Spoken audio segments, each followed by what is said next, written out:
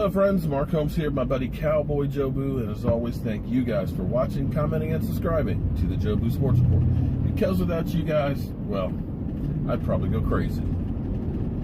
Well, I was supposed to work tonight, but unfortunately the museum we're working in is having a grand opening for the new area that we built out, and the museum's open late, and then they got CBS this morning that's coming in tomorrow morning at 6 o'clock to film, so we can't work on this till tomorrow night. So I'm headed on my way home here and getting there soon, get myself something to eat, go to bed, because 4:30 a.m. will be here real early. But there's something interesting today. Actually, it's not interesting, it's more tragic when you start hearing about it. Clinton Portis, former running back for the Washington Redskins.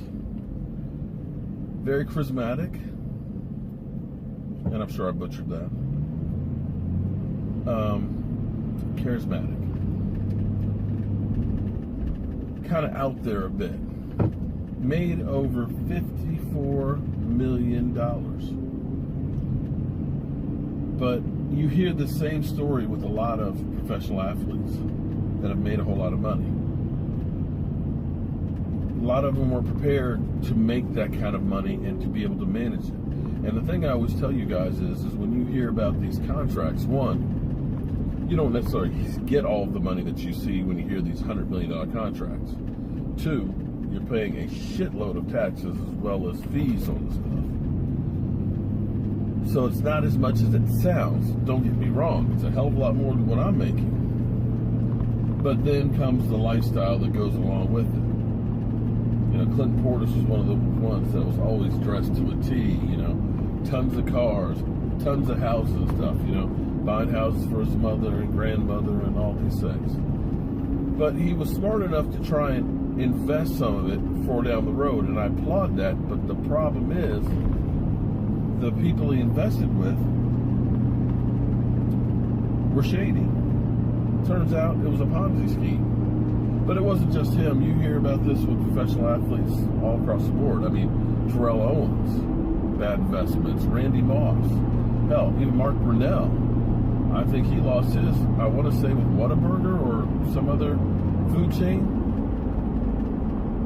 A lot of these guys, when they leave the NFL, are already broke. Some of the ones you can kind of look at and think about now and know that they're going to be broke. When the last lockout happened, the NFL Players Association basically set up a fund for players to get money to tide them over during the lockout. And to me, that's unfathomable. With the amount of money that you guys are making, you should be able to put away enough to be able to make it 6 months without a paycheck. But evidently not.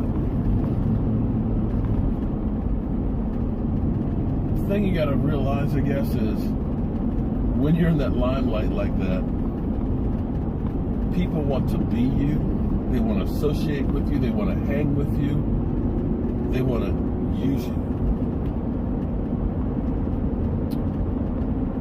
So in 2013, when he retired, he was already in the hole. This investment group stopped returning phone calls. Stopped getting in contact. The money was gone. He won't state how many millions it was, but he made $54 million in his career, and he admits that he spent a lot of it on cars and women and homes and things like that, stuff that he no longer has. And when this shit was hitting the fan, basically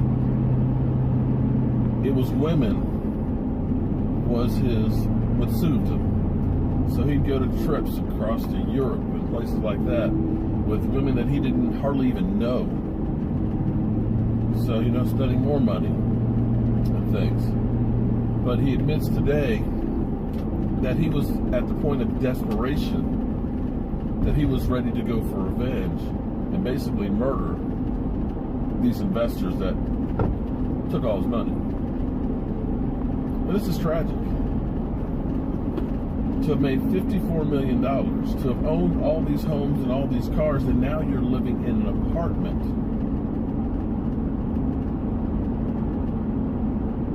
And you have really nothing. This is a cautionary tale for you guys that are out there now. Understand that friends, family even, women, investors, everybody wants what you got. They don't care about you. Oh, they're going to smile and tell you how great you are and be part of that life of the party. But when that money's gone, they're not going to be there for you. You're going to be penniless, on your own, and in some cases, out in the streets. There's an old saying, or maybe it's an old song. When you got money, you got lots of friends. But when you don't, they don't come around. I'm glad that Clinton Portis didn't end up killing those guys. Although, no charges ever happened to him, of course. White-collar crime. They never go to jail. It was already tragic enough. The worst thing would be for him to spend the rest of his life behind bars. But don't get it wrong. I'm not rooting for the Redskins or Clinton Portis. But you got to feel for the guy who had it all. And when the lights went out, they literally went out. It's sad. So I count myself lucky. Yeah, we lost like 36-0. Gosh. Yeah. So how are you going to change that? At least we got to score 3 points or maybe even 7. Can you do that? What do you think? How is this running off?